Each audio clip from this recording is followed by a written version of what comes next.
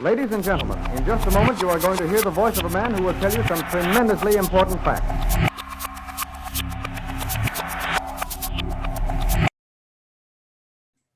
Welcome to the Reality Revolution. I'm super excited today. We have the Vibe Project, Anila Reddy and Clay. We're going to talk about Neville Goddard, the law of attraction, all the different issues and ideas that come up with Neville Goddard. And Anila and Clay have both tried to integrate Neville Goddard, modernize it, bring about some of these topics into the real world. And it's so fascinating. It's so much fun to me to talk to other people that have been empowered and influenced by Neville Goddard's material and taken it to the next level. And the Vibe Project is this really amazing group that's come together to expand these teachings. You can find the website, thevibeproject.org, and they have collected all the Neville Goddard lectures.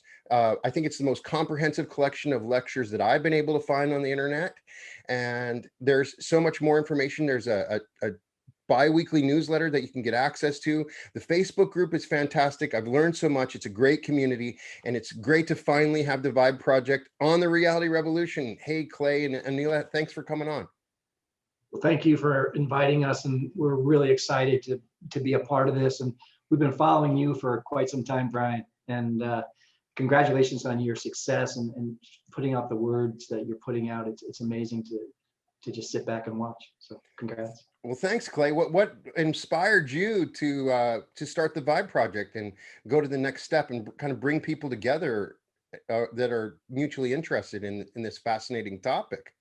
Well, one of the things I realized in my journey over the number of years was there's a lot of people out there seem to be looking for answers. And when I first started the Vibe Project, I had already been going down a number of different paths, law of attraction, conventional religion. I think you and I have a similar background. And I landed on some of Neville's work. And at first, when I landed on it, I was not happy. And the reason I wasn't happy was because it was a flashback to the conventional religion that I had been studying and practicing for so many years. And I just couldn't confront it at first. It's like I saw a biblical verse. I'm like, I'm not there. And then I gave it some time went by, and I happened to fall on another piece of Neville's work, and I read it, and it stood me right up. Yeah. It literally stood me right up. And I said, there's something here. There's a lot here. And there's a reason that I went through that conventional religious upbringing. So I can now look at this work in a new light with a new understanding. So I was able to kind of connect the dots. And that's when I got really, really excited. Now, the Vibe Project had been in place, but we shifted gears very, very quickly. Anila and I had become friends. We had talked a lot about the law of attraction, talked about other practices, and then we just really decided that the direction of the Vibe Project at that point was going to be Neville based, because we just loved what he had to say. He's a non-dualist. We love that approach, and it just all kind of melded together, and that's how we basically got to where we are today. It's amazing how common your experience with Neville is. It's the same as mine.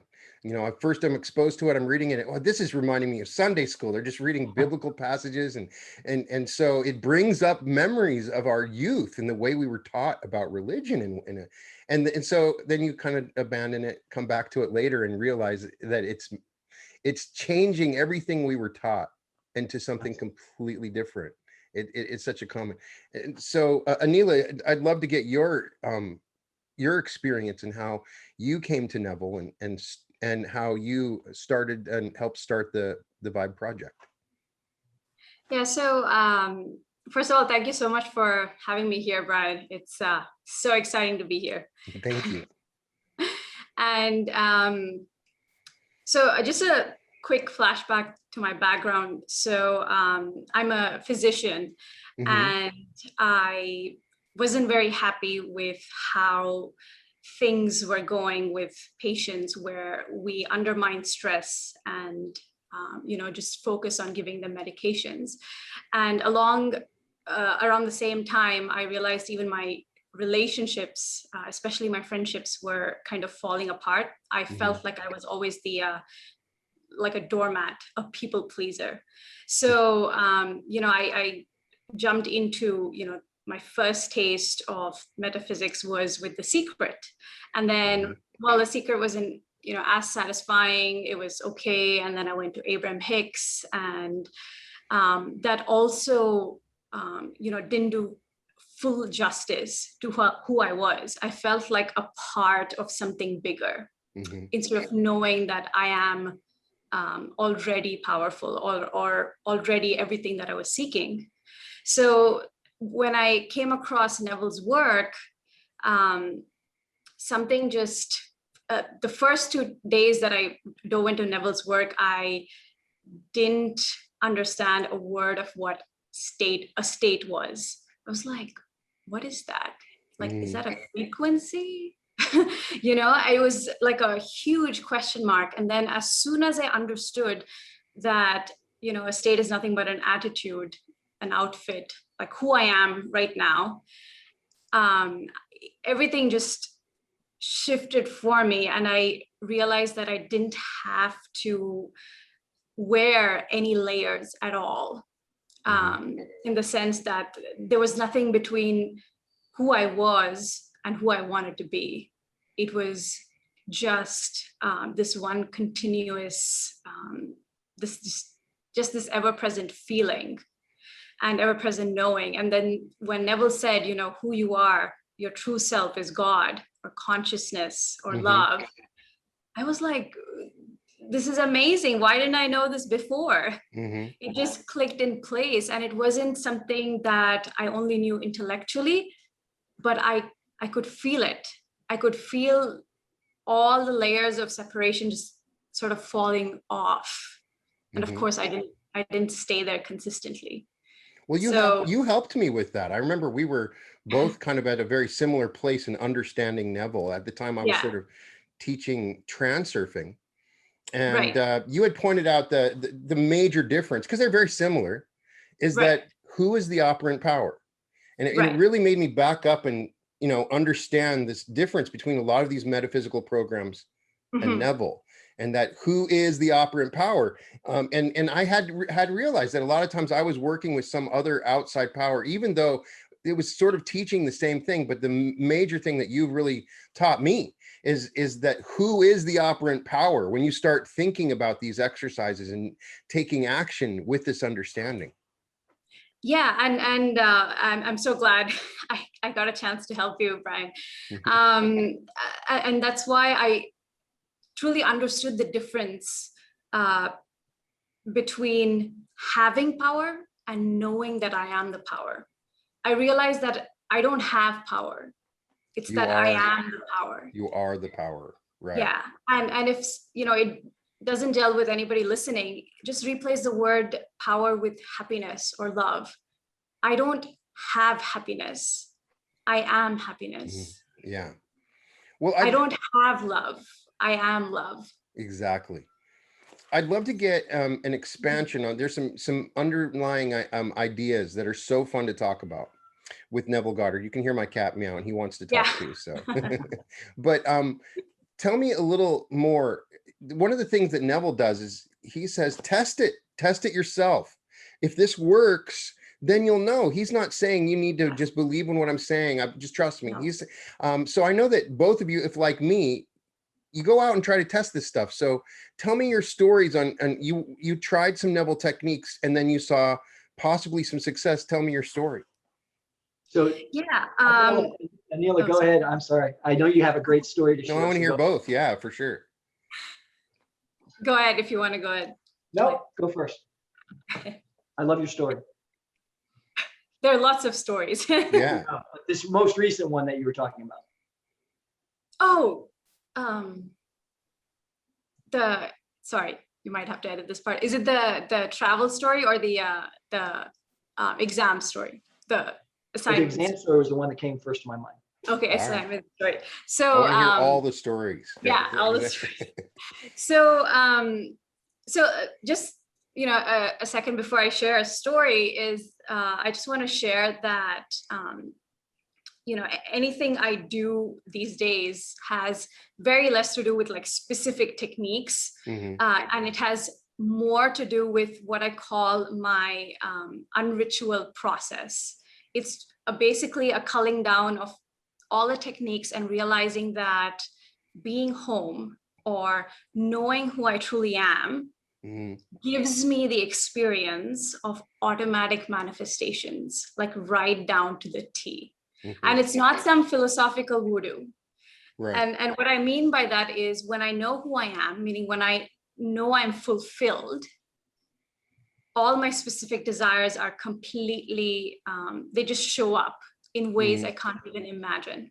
Right. And let me just start with like the most recent one. So I had an assignment to submit. So currently I'm doing my master's in clinical mental health counseling to be a licensed psychotherapist, even though I'm a doctor here in India, a physician. So, so one of my courses had this deadline, which was July 8th. Okay, so, and for some reason, I kept seeing the date July 8th as July 13th. So the university is in the US. So the university has a really strict policy that at the end of your course, whatever day the course ends, that's the last day you can ever submit your assignments, like ever. Okay, like they're very strict on that. Now, so for a whole 5 minutes, when I finally on Sunday, which is 9, 10, 11, 3 days after the deadline, I realized okay, first of all, I freaked out for 5 minutes. I'm not going to be like, oh yeah, I got this. No, I freaked out. And then I was like, okay, fine. You know what? If I knew that this date was a non-issue, if there was nothing wrong with this moment, who would I be? Right. And I just asked myself that question, not to make anything happen. And then I just felt this relief, like this feeling of fulfillment. Okay, just contentment.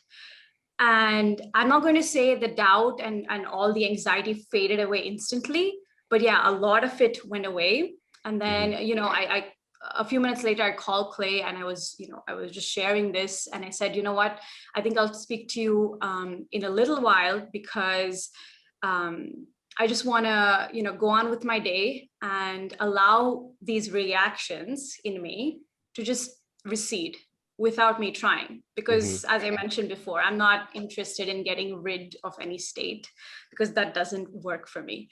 So as I just sat and I was, doing other things, a more intense feeling of relief washed over me when again I asked myself this question: is there anything that is truly missing in this moment? Like, what is missing in this moment? Right. If I know everything is whole and complete. And once again, I felt a more solid version of that relief. It's not grand. My relief is never like grand where I feel like, yelling on top of a mountain. That's not realistic, right? Yeah, it's not. It's just a subtle feeling of contentment.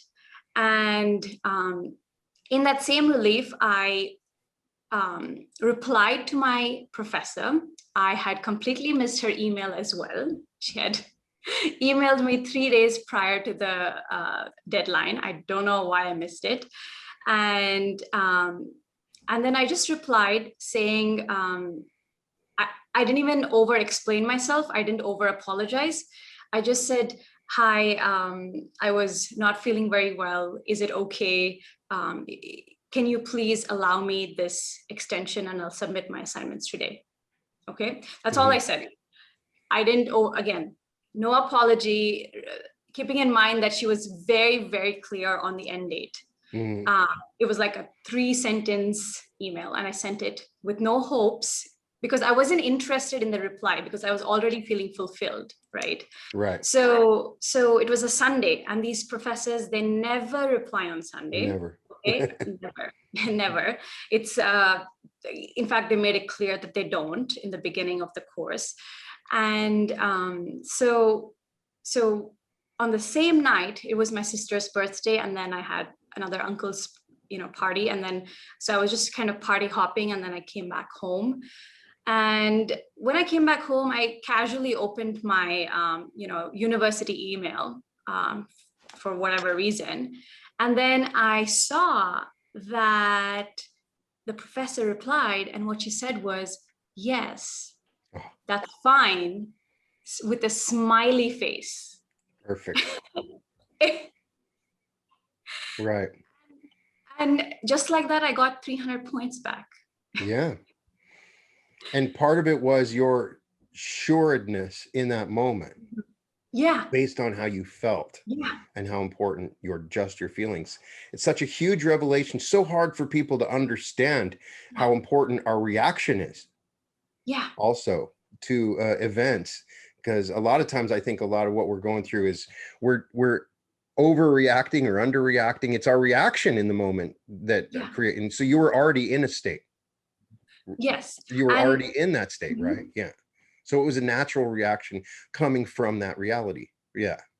Yes. Very cool. And also I think what I also found important was how I react to my reactions is also important. Otherwise, I'll just be stuck in a loop. Exactly. Like I had this huge history of judging my judgments.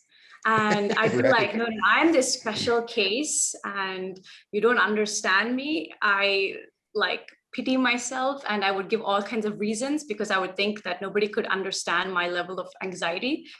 And all I realized, now I realized what I was doing then was I was, reacting to my reactions, and then reacting to those reactions because I should have known better. Right. I totally get it. Now, you had a story too, Clay, right? Yeah, I just want to follow up with what Anila said. That's so important, not reacting, or our reaction should be a response versus a reaction. And I've seen this in my own life time and time again. I could get what most people would seem is maybe really bad news, but if I sit back and just look at it, and as the observer, I'm just observing it because that's what we are. We're the observer. We're awareness. That's who we truly are. That's the self. It sets up everything going forward because you addressed it from a state of non-reaction. And I've just seen how that's played out in my life, and I really don't get stressed out about anything anymore. I just kind of look, I observe, I'm like, oh, that's interesting. I use that word a lot. Well, that's interesting. But last week we had here in Florida, we had a storm warning, tropical storm warning coming in, and the people around me were all going kind of crazy about we have to prepare for this storm. And in my mind, because I don't watch the news, but I've been hearing from people that there's this storm coming in, and I said it's a non-issue. It's a non-issue. Now I love storms. I love lots of rain and wind, but I don't like the damage that goes along with it. So I understand the anxiety that people were feeling. Anyway, the day before the storm, everything's coming in the house. Everybody's packing, making sure that nothing can get blown around. And I'm still saying, it's a non-issue. It really is a non-issue. And they kind of looked at me and didn't really believe me. But as it turns out, the storm was a non-issue. And one of my friends said to me the next morning, I was joking with her. I said, so how about that water? And she said, you ruined the storm. I wanted the devastation. I wanted to see the storm. You ruined it. And I'm like, well, I just imagined that it was just fine. I lived in that state, and I've done this so many times before. I've had people call me up that are doing meetups, leaders of meetup groups, and they call and say, well, Clay, do you think we should cancel? I said, why? Well, there's this storm. I'm like, what storm? I said, there's not going to be a storm.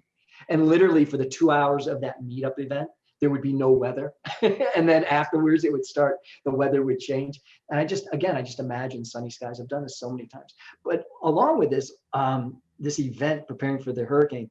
So a friend brought her a dog over and asked me to watch the dog as she went to get sandbags. And I said, sure. And she had the dog tethered to a tree.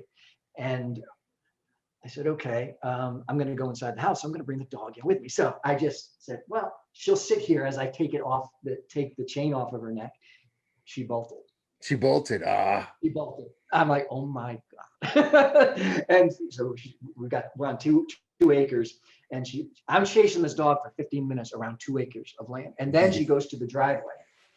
And she's a sheep herding dog. So for me, it was just a game she was playing. It was so irritating. I was very irritated. Right. But then she bolts for the road. And now I'm like, okay, this is getting really interesting, because what's the story that I have to share here? Well, I got on the phone, I called my friend. I said, look, the dog bolted. Really? I said, yeah. And she said, I'm coming home right now. Then I just went where I'm right now in my office, sat down in that chair behind me. And for just a minute, I just imagined the dog sitting on the back porch. 5 minutes later, I got up, and there she is, right on the back porch, just sitting there. I mean, these are just small things, but I do it with everything. I think Anila does probably. You probably do too. It doesn't matter. It doesn't have to be some huge event. It could be losing a dog, losing your car keys. I just found car keys that I remember I called Neil about 6 weeks ago. I lost my key fob, right? Key fobs. They're kind of pricey to replace. They and are. I only had one. And I said, okay, well, I'm going to have to get this replaced. And I did. Well, on Saturday, 6 weeks later, so I imagined that I would find the key fob, that it would show up. 6 weeks later, this Saturday, I go into the bathroom, and I have a big armoire in there, and there's all these baskets. And I'm just rooting around in there for something. And in this basket is the alleged lost key fob. Right. It had no business being there. I always put my keys in one place, the same place all the time. So how it got there, everything's created in the now. How it got there, I don't know. Right. But again, this just shows us the power of imagination. Now, when you did that, question important, there's different ways to imagine. So did you imagine petting the dog? Was there a feeling of relief? How did you, first of all, with the dog, let's go deep. What was the specific way that you imagined the dog back in your body? So I shut my eyes a lot when I imagine. Not that it's necessary, but I just tend to do that. And so I sat down for a second, and I literally imagined it on the back porch, sitting on the back porch. Now there's a table out there and chairs. I didn't imagine her walking up to me. I didn't imagine that at all, because she didn't. She saw me and she wanted to play again. I was a little smarter. But I'm glad you asked that question, because even as I was imagining it, it wasn't relief. There was still a sense of irritation. Which is a realistic feeling that you would have in that moment. Yes, because I was irritated that I wasted my time chasing after her, right? And I was irritated that she didn't do what I wanted to do. Like, just come on, can we just go inside? And so I was still a little irritated with her. Even when I saw her, I was glad to see her. But I was like, okay, now we're not going to play anymore. I'm going to grab you by the collar, and we're going to go in the house, and I'm going to sanction you off in a part of the house, so we don't have to go through this again. But I've heard you talk about that, like, I don't know if it was about moving or something, but you talked about the irritation that would come with that, or whatever the feeling was. I just kept it real. I mean, I'm not gonna pretend that I'm all happy and excited to see her. I was like, okay, bad dog. Yeah, there's a Neville story, I think, where somebody wants to buy get a new house. And so, but the feeling of getting the new house is the annoyance of, oh, I got to fix up the old house. I got to move. It would not be, oh, I got this new house. Everything's joyful. It's, oh man, I got to go through the moving process. And that's the realistic feeling. The thing that I've noticed, you probably, I'd love to get your take on this. As we learn more about Neville, we understand that he was essentially an actor, a Broadway dancer who was very good physically at creating certain motions and movements, and thought like an actor, deep. Like he would take on a role when he would take on these states. So a lot of people try to apply the Neville technique, as Israel Regardie talks about in his essay on Neville Goddard. And they don't realize the depth and level that Neville was able to create a state. It wasn't just an image that flashed. It was a total, complete feeling, and all the little subtle details of it. Those seem to be the most powerful and effective ways. And so a lot of people try the Neville technique, and they don't understand that what Neville was doing, it's not super simple. Once you understand it, it can be, right? But there's levels to how you can do it. Yes. So I'll answer this question from my perspective, and then I'm sure Anila has a lot to chime in here. For me, I find the less attention that I have on a desire, the sooner it shows up. Right. I don't have to put a lot of time on it. And I don't want to calculate the time out because things show up when they show up. But I realize, like in the morning, I'll think of certain things that I want. I want a phone call. I want somebody to invite me out for lunch. It would be great to laugh crazily. I imagine having a wonderful conversation, and it's just so light. And before you know it, the phone's ringing. Somebody, hey, you want to get together for a cup of coffee? Mm-hmm. What are you doing this weekend? Let's go out and do something. And it happens over and over again. And it's just a very light feeling for me. I don't put a lot of attention. I find that the things that okay. Can you still hear me, Anila? All right. Yeah. I think we lost him. We'll come back here in a second. It might be my internet. So the question that I have is the same for you. What level are you going in recreating these states? Are you like an actor? What kind of precision? Do you go through your feelings? Do you go through your breathing, your environment, the temperature? I want to hear how you go about doing it. So first of all, I also want to share that Neville didn't share, like, manifesting was not a technique. All he did was, okay, this is how we've been doing it our entire lives. I'm just going to sort of be an observer and take notes on how I've been doing this before in my life, and I'm going to share it with the world. That's what he did. So, and that's why I also want to kind of share that, I never felt any need to aim to be in the state of a master manifester, because we are all master manifestors. Mm-hmm. I've been, for instance, if I tell you, oh, Brian, I only had failures. Well, I've been manifesting failures so brilliantly. It was perfect mm-hmm. manifestations. But again, I also want to share, there's no such thing as a failure, in the sense everything was still leading me to my fulfillment once mm-hmm. I kind of look back. Like, even that that seeming failure played a role in serving as a bridge to connect me or to take me towards my desire. Right. And yeah, and so so these days, when I said, I focus on unritualing myself, it's just to show that the technique, the process, the imaginal act, the affirmation, whatever you want to call it, is not important at all, because ultimately it's the feeling of knowing that gets mm-hmm. me to my fulfillment, that gets me to experience the state, this complete abandonment of this new state. Knowing. Yes. You would call it as knowing. Right. Yes, knowing, or the feeling of something being real, the feeling of something being the truth. Just like mm-hmm. I know I have black hair. You can't convince me that I have pink hair. If you told me, Anila, right. I'm sure you have pink hair, I'll say, well, okay, cool. Like, it wouldn't bother me. See, I'm not bothered by you commenting on my hair. Similarly, the circumstances don't have any effect on me if I just get to that knowing. Right.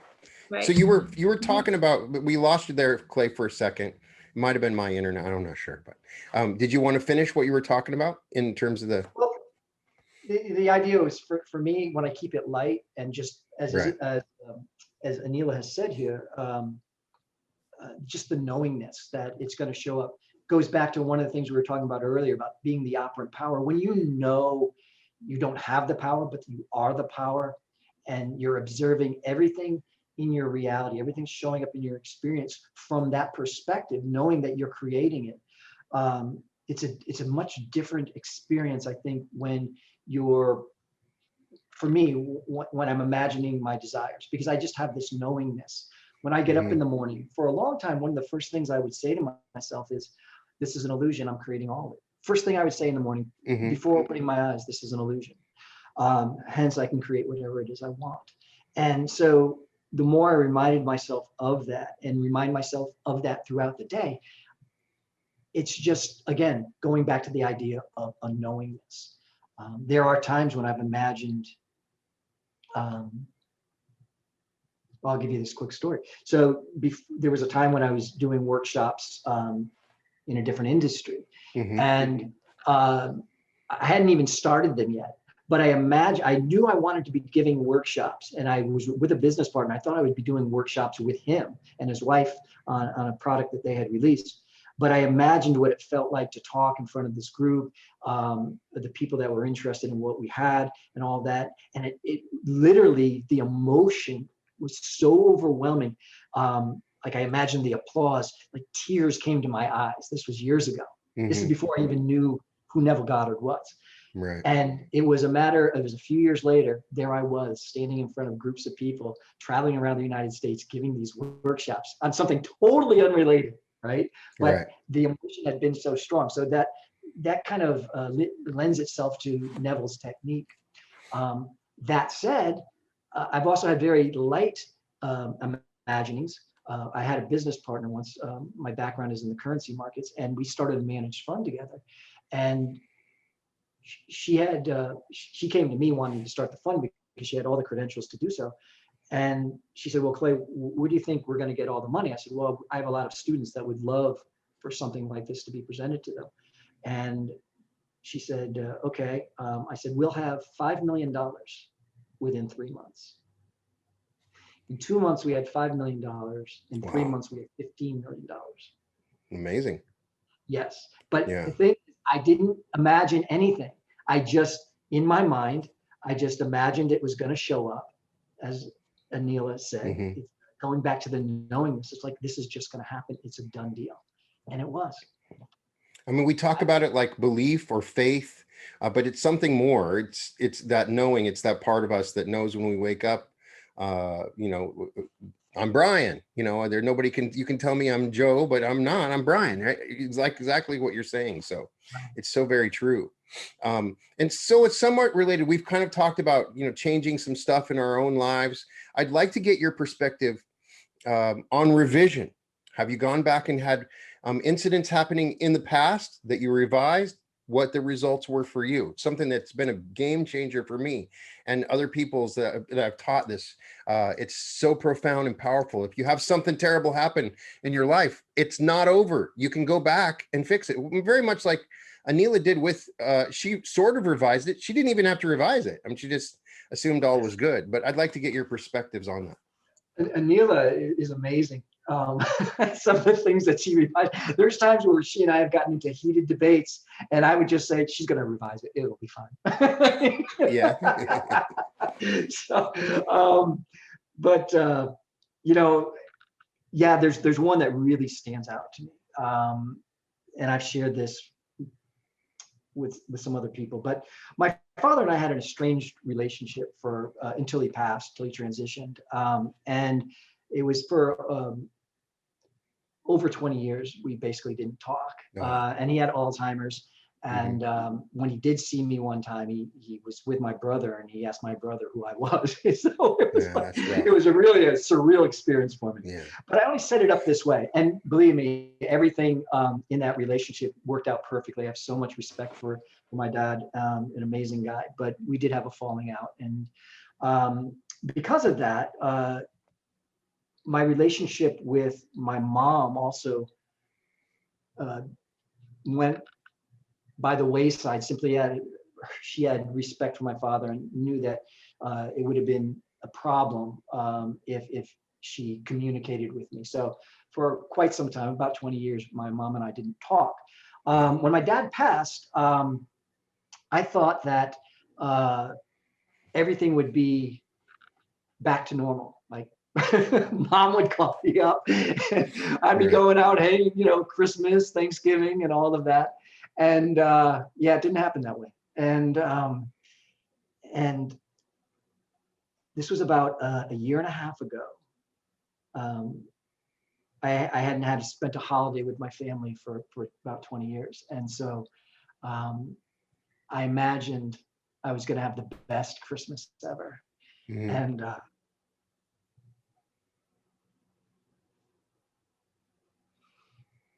I just imagined getting invited. Yeah. And within a week, my mom called me and said, "Hey, your brother and I are getting together for Christmas lunch. Would you like to join us?" Awesome.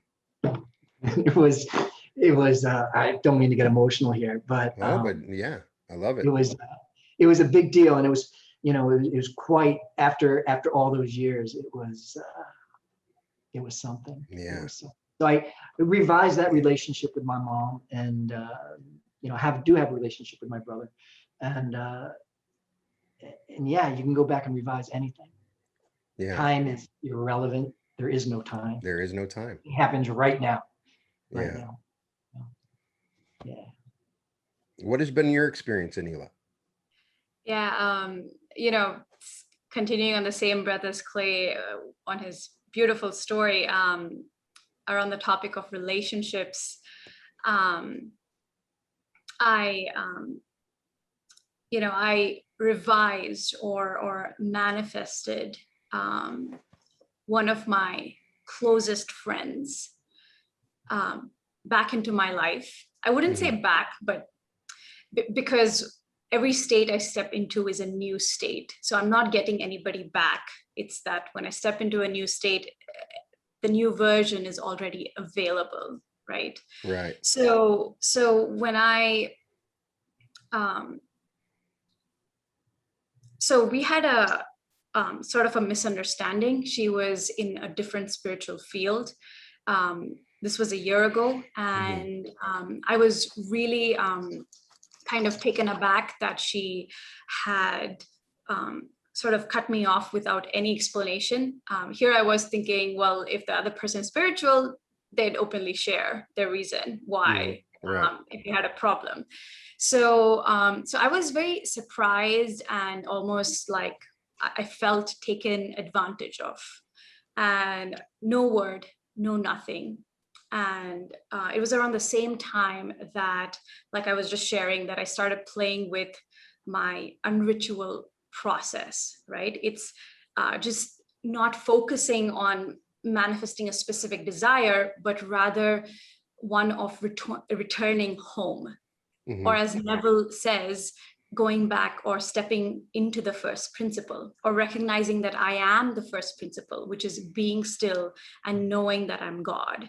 Like that should be called the only principle. In fact, there's nothing else to do. And you know, with your permission, is it okay if I can kind of share like how please I you know, made this shift? Because I do feel like a lot of people that I work with, especially one-on-one clients, and you know, questions that I get, and in my own life, is that we suffer from like anxiety or fear, right, around relationships.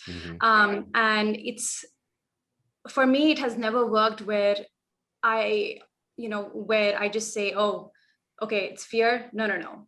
By fear, like focus on the new state. That's never worked. So I realized that, well, if I knew I was God, if I knew I was the power, the operant power, then would I not welcome all states equally? Would I not allow the feeling of fear and anxiety to just show up as it is? And then sort of kind of guide myself through an inquiry, if you will. Is it okay to share here?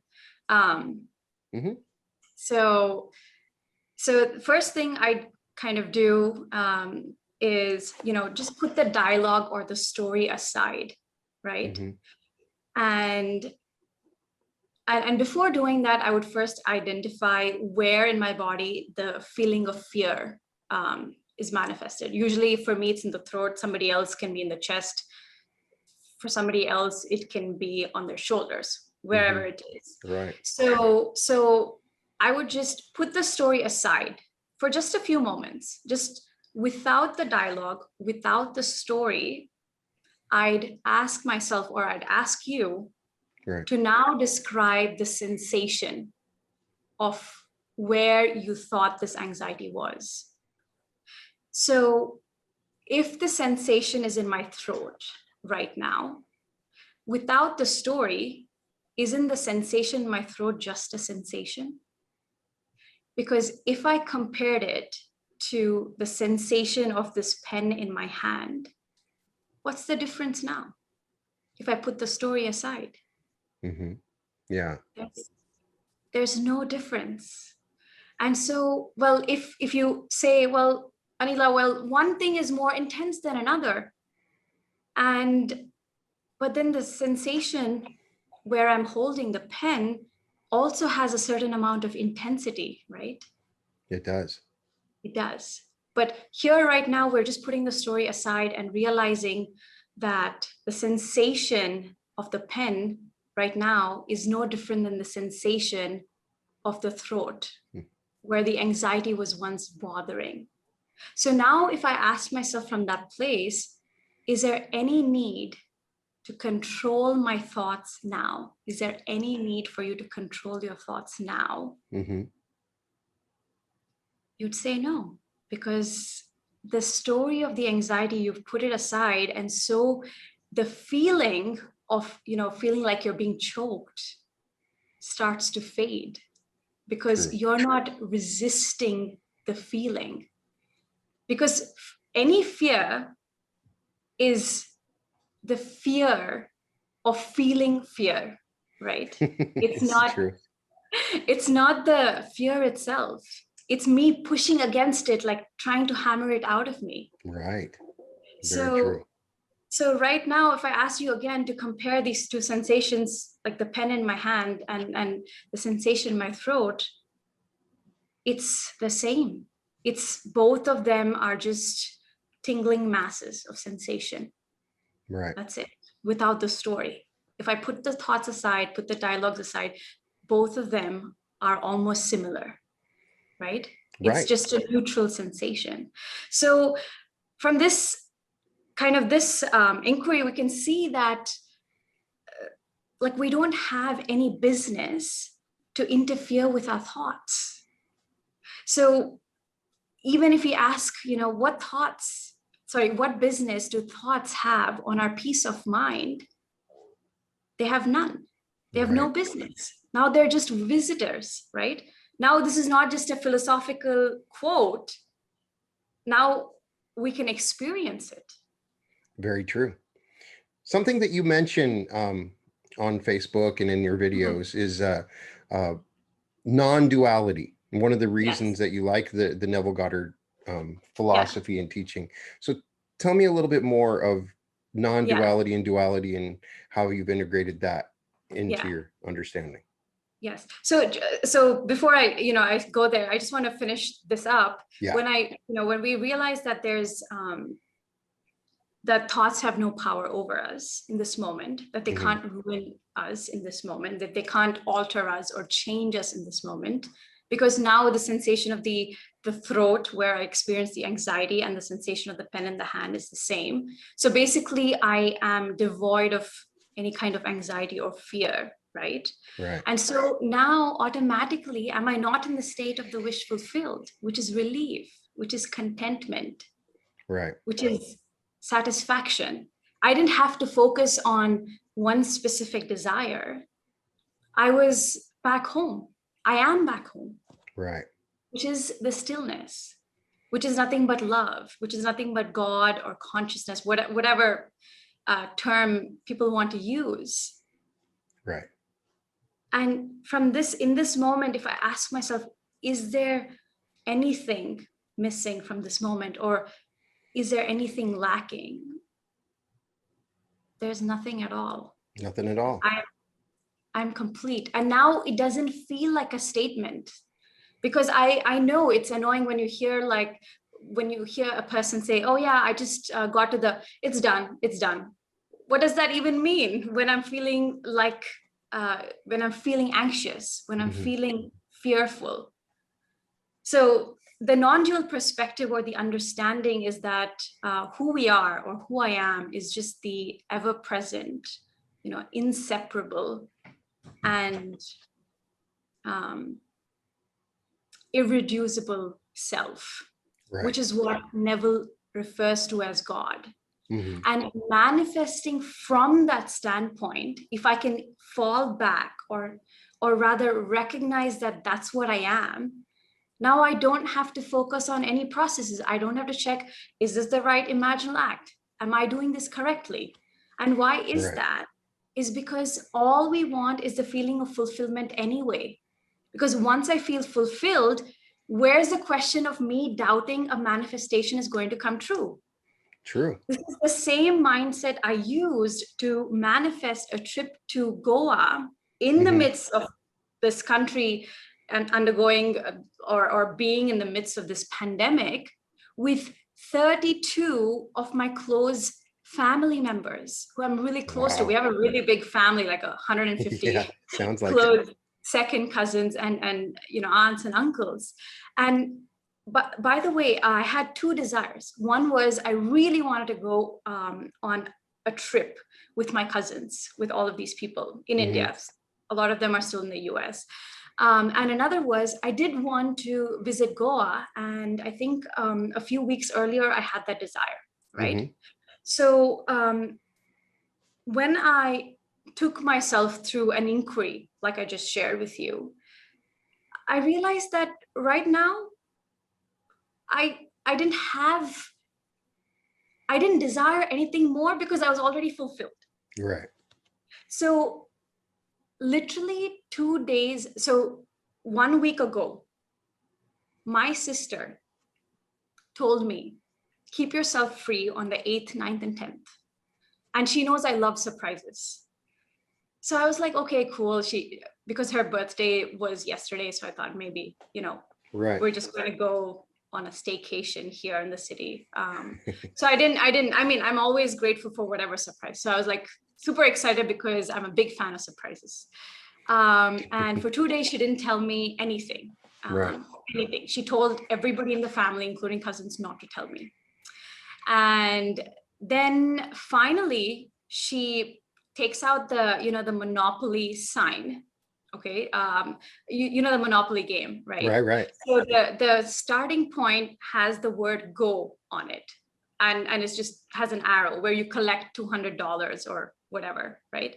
So she pointed to that, and she pointed to a picture with an inflammation, like a leg that had a wound on it.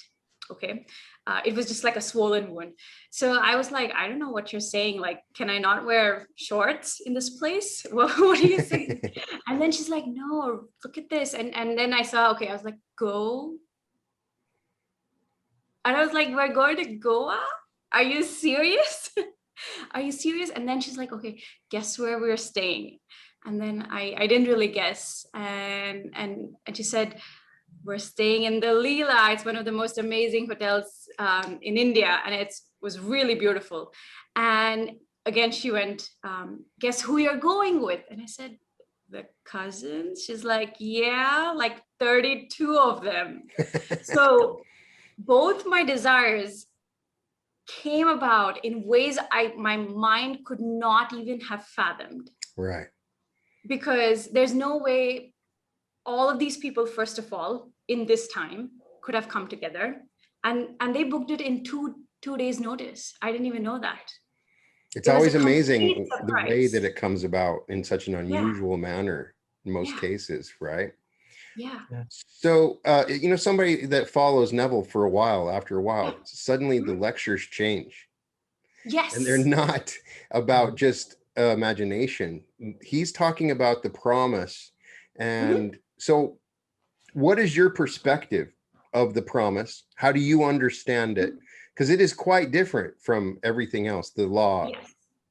I think I loved reading Neville's work and integrating into the non-dual teachings, which is similar to like the Hindu mythological texts like the Mhm. Upanishads and the Vedas, Right. where there's Advaita Vedanta. So I don't want to, go there, but so the way Neville described that experience of him seeing his face in every object, in everything, Right. is synonymous to what the Hindu scriptures say that we are, like what our essential nature is. So the promise is, from the way I understand it, it's not, it might be different for some, different people. It's not that I wait for the promise and then I'm enlightened. It's that each of us are already enlightened. Mm-hmm. So are we but our experience of that enlightenment is mixed Mm-hmm. with our experience of stories. Right. So it might not seem evident, but the moment I step out of my stories and just surrendering myself to the stillness, then I realize I am everything. So what is there to control? True. So, sorry, one of the things that came to mind is when I know I'm God, or Mm-hmm. when I know who I truly am, I seek no, so let me rephrase that again. So as a separate human self, Mm-hmm. I try to control everything, and I can't control anything. But as God or consciousness or love, I seek no control. And so I see myself in everything. Yeah. So when I see myself in everything, then isn't every manifestation perfect? It's true. I feel like that's the step that Neville was referring to, is that there's no more processes to do. Right. You don't have to. What is there to deliberately imagine? I can deliberately imagine for fun, but what else is there when I know I'm fulfilled? Every moment of every day, if I keep returning to who I am. Right. Well, he's spending a lot of time talking about very specific visions, like holding a baby. Yeah. That he gives birth to, right? And and some golden liquid that he dreams of, or a dove that comes down and kisses him, or meeting God with an assembly of gods, and he embraces him and they fuse together. And then over time, he's starting to find other people that had this same exact visions and experiences, and suddenly we're in a whole other land or world. So he talks about this thing called recurrence, and in one of his lectures sort of makes fun of reincarnation, like that's ridiculous, but then his description is almost like we're going through a time loop, some sort of imaginary time loop where once we die we don't repeat our childhood, but we come back and we're going through the same thing again. What's your perspective of Neville's unusual concept of the afterlife? I actually truly felt relieved when I read his view on death, because I just want to share my honest views on death. That right from when I was a child, I never felt any sadness when somebody close to me died, no matter how violent their death was. Yeah. By the way, this is not some way of suppressing grief, nothing. It was just that when I experienced the loss of, when somebody passed away, that either a close friend, a close uncle, all my grandparents, whoever, I just had this knowing that they just stepped into another room. Well, let's say Brian Scott is going to Jamaica, for instance. Right. And let's say we're all hanging out. I'm not going to be crying, right? Because I know you're in Jamaica. So it was That's a good way to put it. Yeah. Yeah. So it was exactly that kind of knowing. And I would think it was very strange, and I would try to force myself to cry, because I'm like, what is this? Like, it's a very strange behavior, because people are meant to show some kind of sadness, right. Extreme sadness, which I didn't. I had like like 2-3 moments where like, oh yeah, they're gone. But then it was like almost like, wait, no, they're just in the next room. And when I came across Neville's work, he said, well, first of all, the person who's passed away is thrown into the same world or a similar world, very much similar to this, with people they recognize. So it's like they haven't even missed a beat. So when I kind of read that, I was like, oh my God, thank you for reflecting this back to me. Now I don't have to feel like a freak. I was kind of fine. Nobody told me, oh my God, why aren't you crying? But it was like a confirmation that they're not gone anywhere. Right. Are And we that, right now in that wheel of occurrence? Are we in an illusion that is the same thing? We just started out. So we might not have actually experienced our childhood. It's just a memory that we think we did. Exactly. I mean, how do you know you were born, Brian? How do I know that I didn't just wake up this morning the first time in my body, right? How did you know? Yeah. How do you know? Story for everything. Yeah. Yeah. Realize that everything's a story. Like Anila said, how do we know? I don't remember being born, right? I have no recollection of being born. I have a story that I was born. I have a story that this is my name. You have some images in your head, vague, right? Right, exactly. And how do another question is, how do I know we die? I only know it through your, like, through seeing somebody pass away, right? Their physical body, but I don't have a direct experience of dying. Right. After my father passed away, I desperately wanted to talk to him, thinking that he was a ghost that's just hanging around, talking to the air. And then in a dream, I saw my dad. He didn't have any clue that he was dead. He was very young, and so it reminded me exactly what Neville said. And I've talked to other people that have had similar. Yeah, I saw my dad in a dream, or my mom in a dream. She had no clue. She was just doing her thing, and she's all happy, right? So, so interesting that you mentioned that. I'm sorry. No, go ahead. Quick aside. So, well, no, it's not even a side. It melds right so well with this. So I was coaching a friend of mine a few years back. She had gone to go visit her grandmother who was getting ready to transition. So she went up there and met with the grandma and came home. And 2 days later, the grandmother transitioned. And I said, you can speak with your grandmother. I said, don't go into, I understand you may be sad, but understand your grandmother right now is just infinite awareness. She's pure positive energy. So you want to keep in that in mind. And she called me back a couple of days later and she said, I saw my grandmother. She was about 20 to 22 years old. Right. She told me everything was going to be okay. This girl was going through a divorce and there was a child custody case. And I didn't know about Neville back then, right? But when I read Neville's take on that, I'm like, wow. Seeing your grandmother, like you saw your father as a young man, this girl saw her grandmother as a young woman. It all makes total sense to me now. I mean, it was just a validation for me. Now, do you guys have any perspective about the Frank Carter lectures? Have you briefly heard any of the story? This is a limo driver that claims he was with Neville on his last day. And there's an implication that Neville knew too, that he may have even, killed himself or done something that he just like kind of let go. And he goes into this room and Neville, there's like all of his blood is out of his body. They said, what happened? And so a lot of people, when I started reading that, they were like turned off. And so maybe some people get the idea that maybe that isn't right. But the final thing I wanted to ask you about, Anila's done a number of videos, is very popular in the Neville Goddard community, and that is manifesting a specific person. Yeah. I don't know why, but it is very particular, based on a number of his lectures.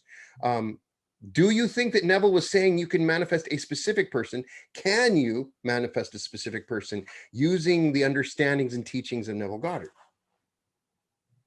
Yeah, that's a great question, one that I get asked often, and I can only share it from my experience. And one of the examples that I was sharing earlier that I realized I didn't really finish the story was when I went through the unritual process that I shared, I manifested my friend back after a whole year of her not being in touch with me.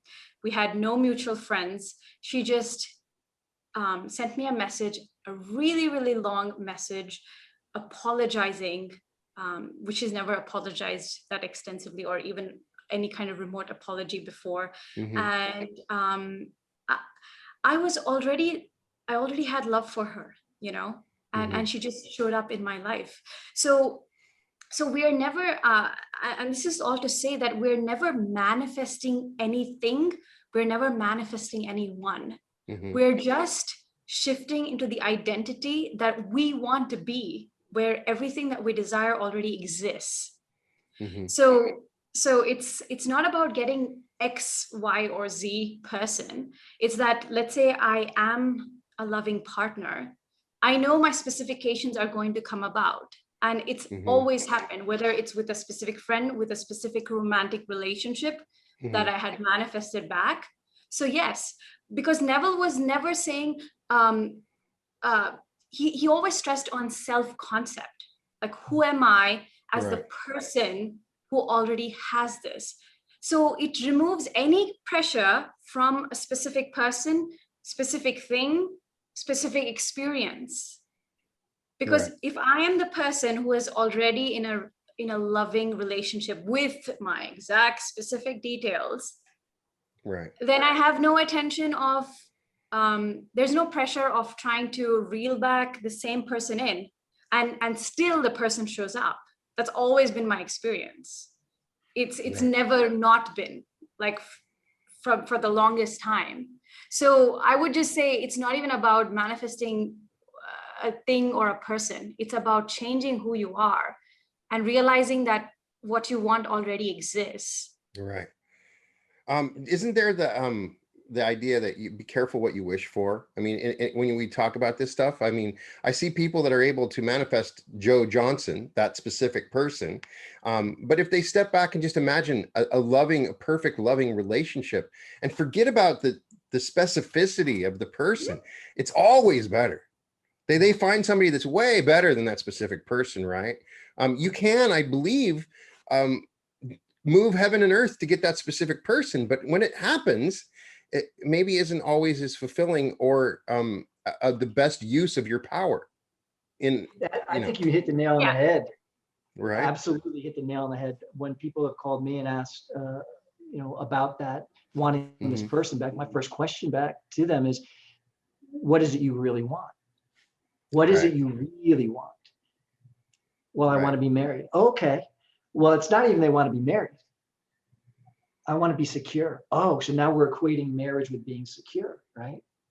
So what is it you really, really want? Because that would be a change in self-concept, right? If you're not feeling secure and you feel like you have to have somebody else and be in a contractual obligation to feel secure, well, that's all based on self-concept. But the idea is basically what you were saying.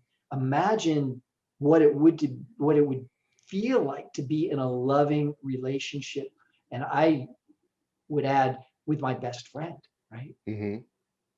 Right. What would that feel like? And then now everything's open up. It's not about that specific person. I think it's the ego coming in, or we're in this state of I have to have that person. It's like it's almost this egotistical thing saying it's got to be him or her or I'm not going to be happy. Well, let's get past the ego and let's just go relax into the first principle, as Anila has mentioned. Right. Let's get to what we really want. Isn't it fascinating that Neville Goddard never uses the word ego? Yes. Never. So he has no problem with it.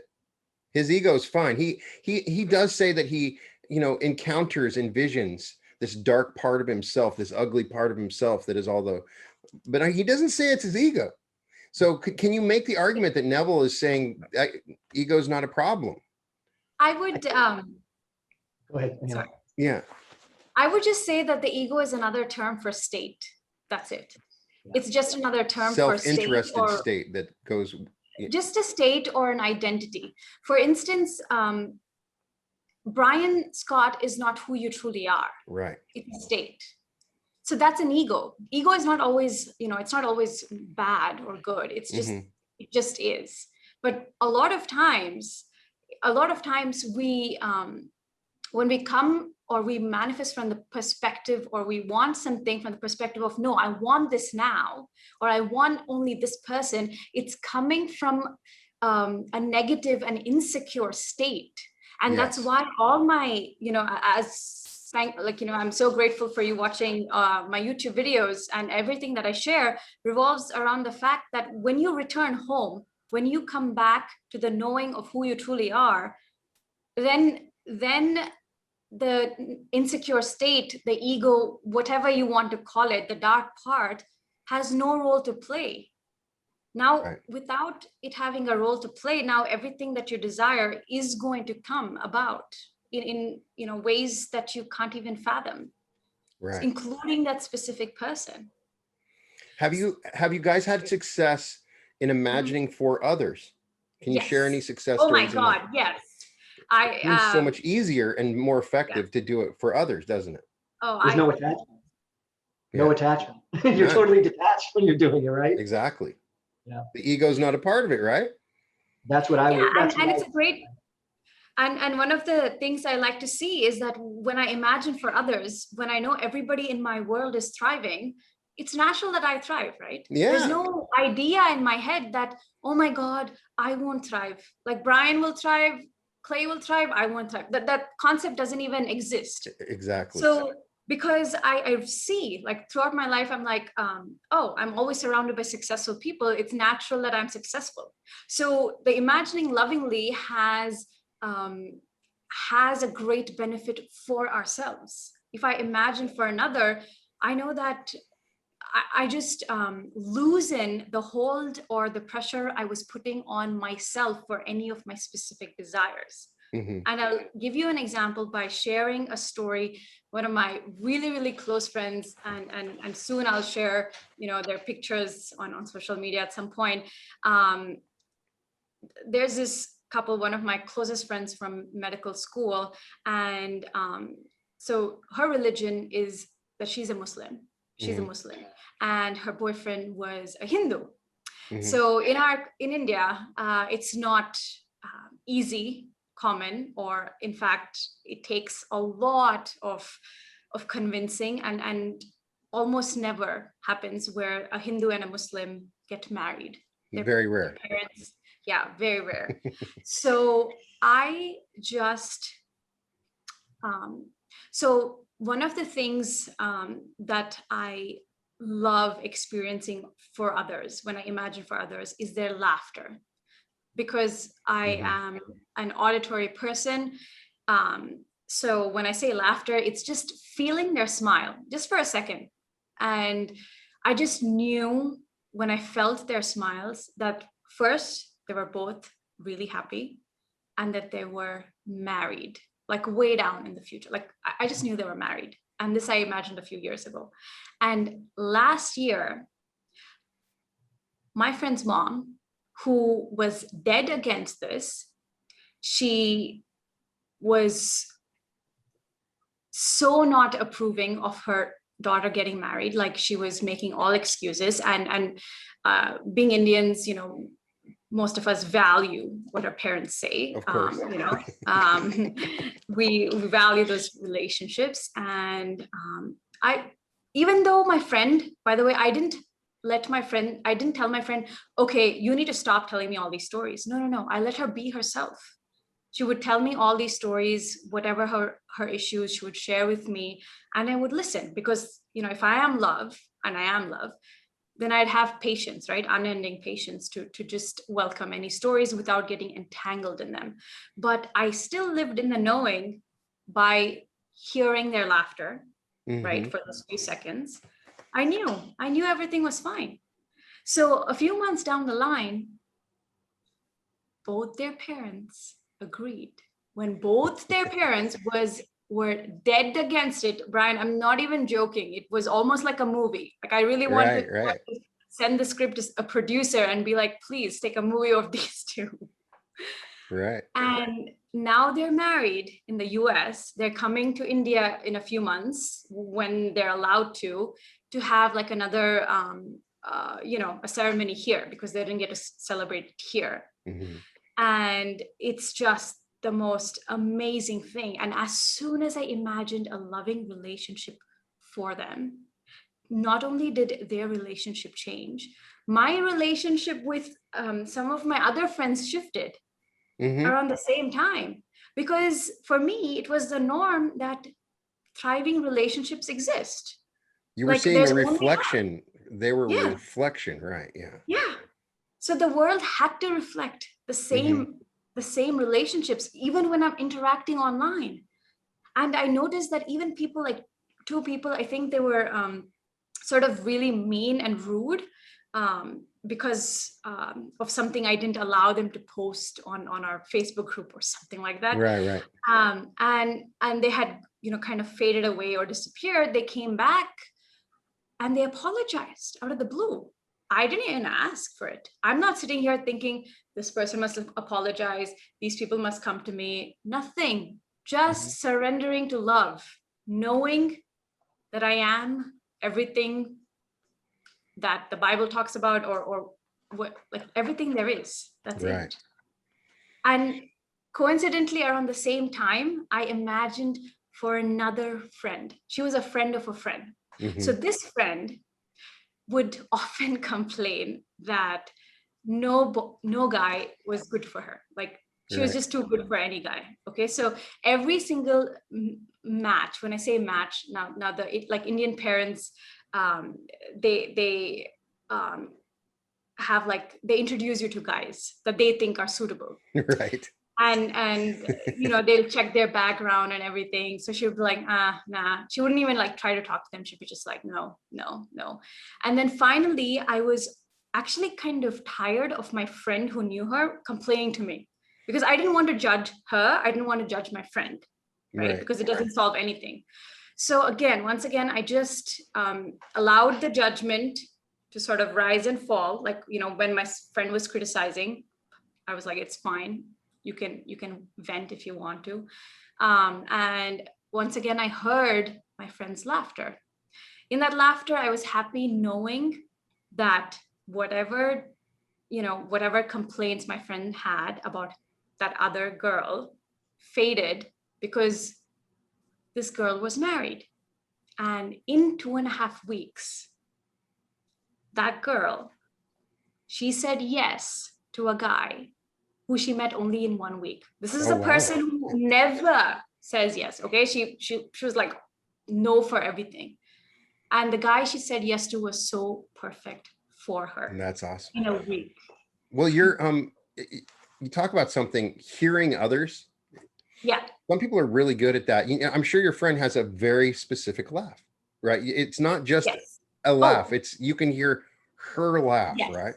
Yes. So when when people ask, okay, what should I imagine? Like, let's say if they want to imagine, and because it's not even about what you imagine, right? Or it's all about what it makes you feel at the end of the day. Does it click in the knowing that, okay, I'm this transformed self. So yes, it has to be, the laugh has to be, or whatever the person says has to be unique to that person. Like, it can't be robotic. It has to have the characteristics of the person. Exactly. For instance, Brian, like, you might say, yo, what's up? Another person might never, like one of my other friends will never say yo. So imagining my friend saying yo will be really strange. Right. So, and not keeping, not making an elaborate scene, just for like 3 seconds. Simple, 3 seconds, I heard the laughter. You don't even need to see. For the longest time, I could not see anything. I'm like, what is, when I close my eyes, I can see black, like blackness. Right. So, but as I played with my other senses for fun, now I could even see the images. But again, it's not about images. It's not about the sounds, nothing. It's just, what does the feeling imply? What does this laughter imply to me? That's it. Right. Like, I know Clay has a specific laughter, or he'll make fun of me. Like, when he makes fun of me, I know that not only is he doing great in his life, I know that our friendship is great, and that everything is going fine in the Vibe project, and that I am creating, cool courses and serving my clients really well. That's Right. what that one laughter means. Right. It's such an amazing, powerful system of thought. Neville Goddard was, we're just very fortunate that people went around recording his lectures, and that his books are so freely available. And there's so much more. The great thing about it is this guy wrote this and spoke about this stuff in the 60s and 70s. People are taking it now, and it's become something different. We're learning from people that are taking, like you, Anila, like you, Clay, we're learning how to take these and taking it to the next level. And something Neville always talked about, and it's just super fascinating. I am really fascinated when he talked about the new age, that we're all being brought out into something greater, that there's something more, that this is just a process, like there's another level. What is it, when he talks about those things, what is your impression? That there's this new earth sort of thing, a place where we can instantly create? It obviously we can't fathom what it truly is, but it's another thing. What is your impression of that? I feel like I feel like what he's talking about is having or experiencing moments where we're not entrenched in our stories, memories, or thoughts. Mm-hmm. So we're just sort of letting the like thoughts, feelings, and experiences go by. And so I'm just this loving, witnessing presence, right? Right. And then if I am operating from that point of view, what problem do I have with anything? Right. Why would I engage in behavior that supports lack, violence, or destruction? Because not knowing who I am or not recognizing who I am is not only a violence to myself, it's waging a war or violence towards another. Mm-hmm. It's actually, so when I violate my own truth, I'm violating the freedom of others. Yeah. But when that thought struck me, I was like, okay, then I know what my job is. My only sacred duty is to know that I am love. So true. I think that's a good place. Did you have something to say, Clay?